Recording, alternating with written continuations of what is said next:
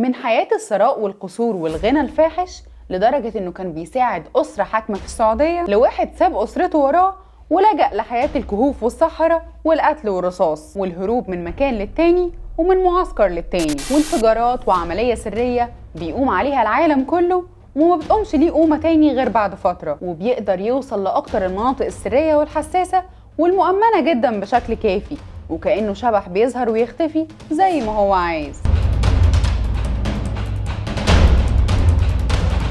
أسامة بن لادن اتولد سنة 1957 في مدينة الرياض بالسعودية لأب من أصل يمني وأم دمشقية. أبوه محمد عوض بن لادن جه على جدة من حضرموت وكان يا مولاي كما خلقتني، فقير ومش حيلته اللضا، بس بعد كام سنة اتغير الحال وربنا اداله من وسع وتحول من حمال في مرفأ لأكبر مقاول إنشاءات في السعودية، واتجوز 11 مرة وخلف منهم 50 ابن وبنت. أبو أسامة فتحها على البحر، واللي ترتيب أسامة فيهم كان الفرد ال17، وبيتقال إن أمه كانت بتتعامل معاملة وحشة جدا من زوجاته التانيين وبيستقلوا بيها عشان مش بنت زواج، وده كان بيضايق أسامة جدا، وخصوصا انهم كانوا بيقولوا عليها الخدامه. في سنه 1969 ابو اسامه كان ليه دور في اعاده بناء المسجد الاقصى اللي كان بدايه الحريق في الجناح الشرقي، وتقريبا كل حاجه اتحرقت وقتها وحتى منبر صلاح الدين، واللي عمل كده كان واحد استرالي واسمه دينيس مايكل. وقتها خرج آلاف المسلمين في مظاهره وتم إنشاء منظمة المؤتمر الإسلامي، وصاحب الفكرة كان الملك فيصل بن عبد العزيز. وقتها قطعت إسرائيل المية عن المسجد الأقصى وحاولت تمنع عنهم أي مساعدة، وكمان أبوه شارك في التوسعة الأولى للحرمين الشريفين. ومات أبوه وهو عنده 9 سنين، لكن علاقة أبوه وأمه ما استمرتش غير لمدة 4 سنين بس. أمه كانت امرأة سورية اتولدت سنة 1934 بقرية اسمها قرية جبريون في محافظة اللاذقية، وكانت من أسرة ميسورة الحال وبتنتمي للطائفة العلوية الشيعية، بس كانت معتدلة في الدين والفكر، وبتقول إن سبب الانفصال الوحيد هو العادات والتقاليد المختلفة. بعدها اتقال إن طليقها جوزها لموظف عنده في الشركة وهو محمد الغطاس اليمني، ما هي برضه أم ابنه ولازم يوجب معاها. وقتها أخدت ابنها وجوزها ورجعوا مع بعض على سوريا، واللي ربى أسامة هو محمد الغطاس. وبيقولوا إن أسامة كان مبسوط جدا معاه وانه ما كانش بيعتبره جوز امه ابدا. اسامه درس علم الاداره العامه في جامعه الملك عبد العزيز، ومن دراسته شاف وعرف انشطه التيارات الاسلاميه المشهوره، وكمان اتعرف على شخصيات اسلاميه مشهوره ومعروفه ومعروف توجهاتهم ايه بالظبط، واللي كان من ضمنها شخصين قلبوا له حياته كلها وتحول لشخص تاني خالص، محمد قطب وعبد الله عزام، وده من خلال كتاباتهم اللي درسها في مقرر الدراسات الإسلامية عنده في الجامعة، واتخرج ببكالوريوس في الاقتصاد، وفي ناس بتقول انه اخد شهادة في الهندسة المدنية سنة 1979، ومن بعدها مسك إدارة أعمال شركة بن لادن وشال جزء من المسؤولية عن أخوه. وبعد موت محمد بن لادن والد أسامة ساب لهم مغارة علي بابا تقريبا، فلوس متلتلة ملهاش أول ولا آخر، فلوس بتقدر ب3 مليون دولار. شخصية أسامة بن لادن خصوصا وقت الطفولة كانت غريبة ومتناقضة، واللي قال عنه مدرسه بريان شايلر في جريدة بريطانية إن أسامة كان تلميذ هادي وخجول لكن كان غامض دايما، واستبعد تماما إن نظام التعليم الغربي اللي كان بيدرسه في مدرسته هو اللي غير حاله وخلاه عنيف بالشكل ده. ومين يصدق ان الولد اللي كان هادي بقى مطلوب اعتقاله، ومن اخطر الشخصيات واهمهم واولهم كمان. كان بيتعامل بشكل طيب جدا وبيعمل كل حاجه في وقتها، وكان معروف عنه انه من الطف الاطفال اللي موجوده في الفصل، وكان اكتر واحد متميز ما بين زمايله لانه تقريبا كان فيه كل الصفات الحلوه، وبمعنى اصح كان على الفرازه، بس ملامحه دايما طول الوقت كانت دايما حزينه، وكان نادرا لما حد يشوفه بيضحك او حتى بيبتسم. في ناس بتقول ان امه هي المسؤولة عن التحولات الفكرية اللي حصلت له. أسامة بن لادن هو الرجل الاخطر في العالم لمدة 20 سنة من بداية التسعينات ولحد ما اتقتل سنة 2011. أحمد الغطاس جوز أمه قال في مقابلة مع صحيفة الجارديان البريطانية إن أسامة كان أكتر واحد قريب من أمه وأكتر واحد بتحبه في عيالها، وإنها كانت دايما بتنكر كل أفعاله الإرهابية، حتى مع اعتراف أسامة إن هو اللي نفذ العملية الإرهابية في 11 سبتمبر سنة 2001 في الولايات المتحدة الأمريكية. ودايما أمه كانت بتقول إن أصحابه اللي في الجامعة هم السبب، لكن ابني زي الفل. اتجوز أسامة وهو عنده 17 سنة وكان مواطن سعودي لحد ما اتسحبت منه الجنسية سنة 94. وكان أسامة من المنتمين جدا لجماعة الإخوان المسلمين، وبعتوه الجماعة الباكستان عشان يدعم الجماعة الإسلامية الباكستانية لما حصل الغزو السوفيتي. والتعليمات اللي جات له من الإخوان المسلمين إنه ما يروحش أفغانستان، بس هو طبعا خالف الأمر، ما هو متمرد، لأنه بكل بساطة كان عايز يشارك في الجهاد الأفغاني. وفي سنة 1984 قالوا انه كان ملتزم معاهم لاخر لحظه، مع ان مناهجهم كانت محدوده. بس بعد كده زهق اسامه من لعب العيال اللي بيحصل، وقرر انه يؤسس منظمه دعويه وسماها مركز الخدمات، ويزود البلاطين ويعمل قاعده للتدريب على فنون الحرب والعمليات المسلحه، وسماها معسكر الفاروق عشان تبقى الليله كامله. كانت بتدعم وتمول المجهود الحربي من المجاهدين في افغانستان او المجاهدين العرب والاجانب. بعد كده خرج ابن لادن سنه 1991 واتجه للسعوديه، وهناك حاول انه يتاجر ويبعد عن السكه دي، لكن التجاره بتاعته كانت فاشله ومش جايبه همها زي العمليات العسكريه الارهابيه، فقرر انه يعمل مركز جديد للعمليات العسكريه في السودان، ده على اساس ان المشرحه ناقصه قتله يعني، والكل اتلم عليه من الدول وبقى تحت ضغوط دوليه انه لازم يسيب السودان ويمشي، وبالفعل مشى منها سنه 1996 ورجع تاني لمكانه الاصلي وهو افغانستان، وده لان علاقته كانت قويه جدا بجماعه طالبان. ابو اسامه بيطبق المثل اللي بيقول ليا في كل مكان عفريت. وقتها كان مسيطر جدا على افغانستان، وبعد ما رجع واستقرت اموره قرر انه يحط الولايات المتحده الامريكيه في دماغه ويعلن الحرب عليها. يا قلبك يا جدع. وفي سنه 1998 يتلم الشامع المغربي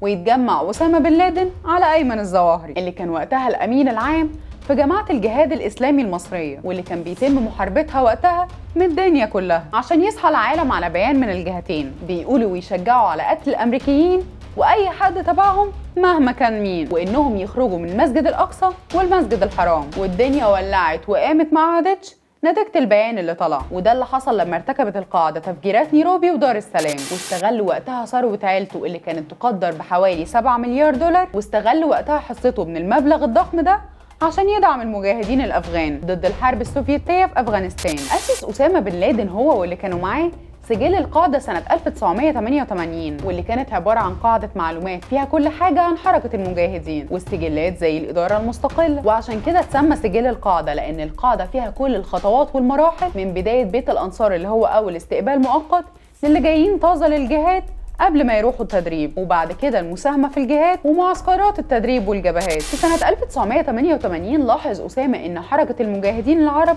زادت عن الأول بكتير، وإن عدد الإصابات والاستشهادات زادت جدا، فكان لازم يكون عنده سجل ليهم. عشان كده قرر أسامة ترتيب سجلات المجاهدين العرب، ووسع فكرة السجلات وخلاها تشمل كل التفاصيل لكل من وصل أفغانستان، وده كان بترتيب من مجموعة عبد الله عزام. واترتبت السجلات من أول تاريخ وصول الشخص والتحاقه ببيت الأنصار لتفاصيل التحاقه بمعسكرات التدريب، وبعد كده التحاقه بالجبهة. وأصبحت السجلات زي الإدارة المستقلة، فكان لازم يتم إطلاق اسم عليها، وهنا اتفق أسامة هو واللي معاه إنهم يسموها سجل القاعدة، على أساس إن القاعدة بتتضمن كل التركيبة المكونة من بيت الأنصار ومعسكرات التدريب والجبهات. وبعدها بسنتين سنة 1986 ما كانش في حاجة بتوقفه تقريبا، عمل 6 معسكرات وفضل هناك لغاية سنة 1989. ما هو من خرج من داره اتقل مقداره. وبعدها رجع على السعودية، وفضل أسامة في السعودية لحد ما الكويت اتحررت من الغزو العراقي في فبراير سنة 1991، وبعدها رجع للسودان ومنها لأفغانستان سنة 1991، وساهم في مشروعات كتير جدا واستغل علاقاته ومعارفه الواسعة وطبعا فلوسه اللي ملهاش أول ولا آخر. وقرر مكتب التحقيقات الفيدرالي بعد ما عمل التحريات وجمع المعلومات، خصوصا بعد تفجير الطيارتين الأمريكيتين في شرق أفريقيا سنة 1998، وقرروا يسموا مجموعة النشطاء الإسلاميين باسم القاعدة، واللي شكلها أسامة بن لادن وعبد الله العزام. وإن ال FBI بجلالة قدرها ما كانتش لسه عارفة تحدد العدو أو حتى تحدد ملامح، هي كانت محتاجة تعرف تنظيم القاعدة بشكل أوضح عشان تقدر تجمع الدول والفلوس اللي هتواجه بيها، وعشان يقدروا يدمروا البنية التحتية لتنظيم القاعدة الموجود في أفغانستان، ويقتلوا ويعتقلوا معظم الأفراد والقادة المهمين. وكانوا بيقولوا وقتها إن الحكم في الجماعات زي الحكم الذاتي بالظبط، والحروب اللي كانت موجودة وقتها